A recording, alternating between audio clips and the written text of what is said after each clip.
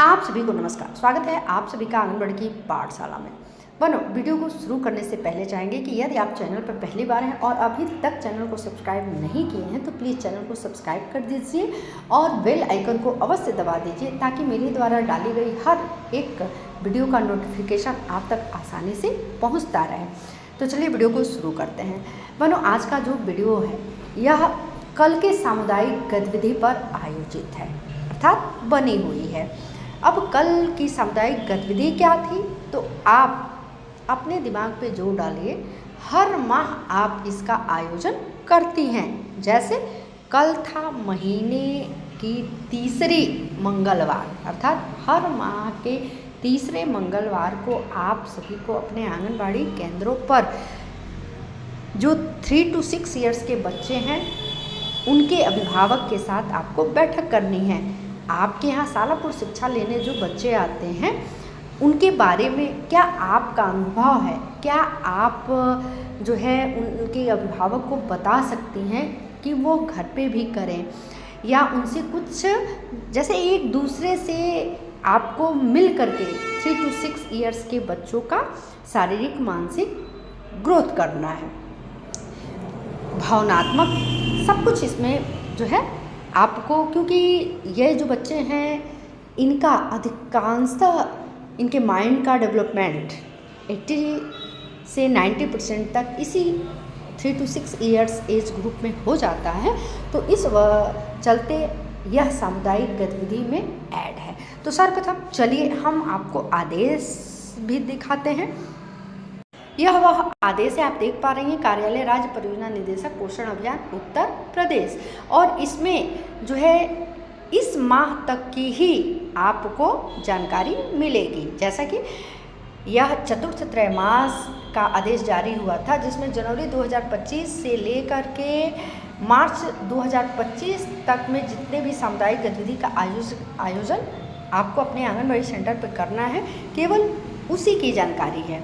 और यदि वित्त पोषित है तो उसका 250 रुपये आपको कहाँ कहाँ व्यय करना है यहाँ जो है लिखा हुआ है। तो चलिए सीधे हम चलते हैं कैलेंडर पे।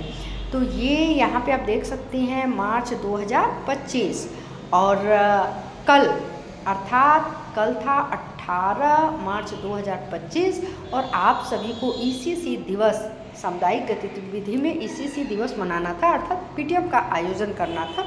और इसमें स्पष्ट है कि 3 to 6 ईयर्स के बच्चों के अभिभावक को बुलाना है, जैसा कि मैंने अभी आपको बताया।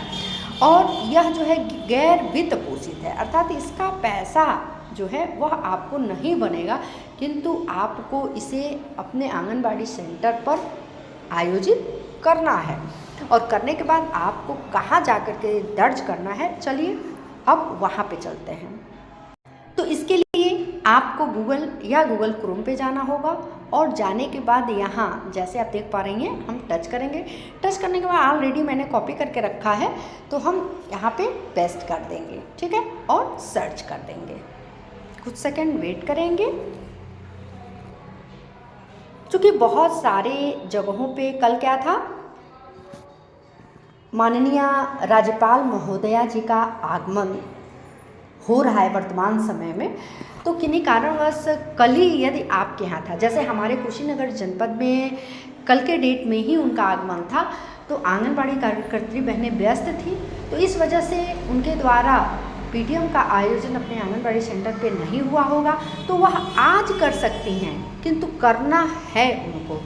और करने के बाद जैसा कि आप देख पा रही हैं, तो आप बिल्कुल घबराइएगा ना, इसका जो लिंक है मैं इस वीडियो के डिस्क्रिप्शन बॉक्स में दे दूंगी। आप डायरेक्ट मेरे डिस्क्रिप्शन बॉक्स में जा कर के गूगल फॉर्म भर दीजिएगा।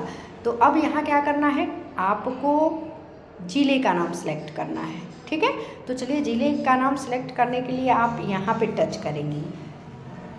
चलिए मैं आपको दिखा भी रही हूँ। तो यहाँ जैसे ही टच करेंगी तो आप यहाँ अपना जनपद सेलेक्ट कर लेंगी।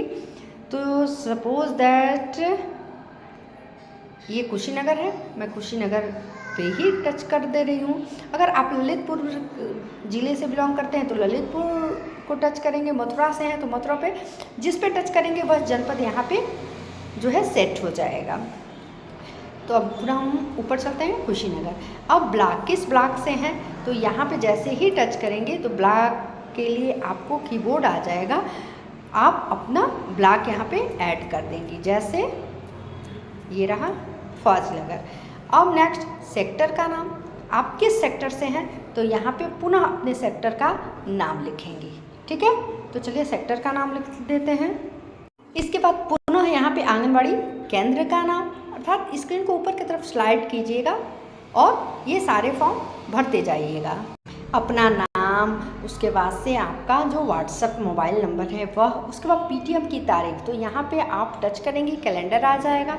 तो यदि आज आप इसका आयोजन कर रही हैं तो आज के डेट में करेंगी। हमारे यहाँ जो है, जो मैं आपको डाटा भर रही हूँ, यह 18 तारीख को ही किया गया है। और जैसा कि मैंने आपको आदेश में भी दिखाया, कैलेंडर में भी दिखाया कि 18 तारीख को ही हुआ है। तो यदि हुआ है तो आप 18 तारीख में ही ऐड करेंगी, और यदि नहीं हुआ है तब आयोजन होने के बाद जिस दिन कर इसका आयोजन की है उस डेट को सेट करेंगी। इसके बाद स्क्रीन को स्लाइड कीजिए और पीटीएम में करवाई गई गतिविधियाँ, तो जो भी गतिविधियाँ करवाई हो उस पर टच करेंगी। पीटीएम में उपस्थित कुल अभिभावकों की संख्या यहाँ पे मेंशन कर देंगी। इसके बाद क्या पीटीएम से संबंधित कोई सुझाव देना चाहेंगे, तो यदि देना चाहते हैं तो यहाँ पे आप दे सकते हैं, नहीं देना चाहते हैं तो ये ऑप्शनल है। इसके बाद कुछ झलकियाँ फ़ोटो डालें, तो आप कल की कुछ झलकियाँ डाल सकती हैं, फ़ोटो यहाँ पे ऐड कर सकती हैं। तो इसके लिए ये जो ऐड फाइल लिखी हुई है यहाँ पे टच करेंगे तो ये आपके सीधा गैलरी में चला जाएगा।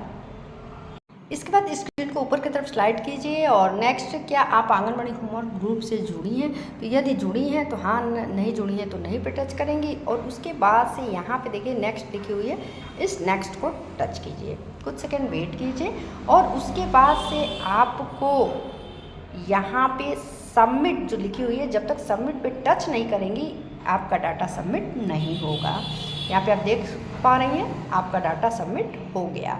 तो इसी तरह से कल के सामुदायिक गतिविधि अर्थात पीटीएम का आयोजन होने के बाद आपको गूगल साइट पे जा कर के इसी तरह से स्टेप टू स्टेप जैसा मैंने बताया दर्ज कर देना है। तो मिलते हैं ऐसे ही कुछ नेक्स्ट जानकारी के साथ, तब तक के लिए नमस्कार, धन्यवाद।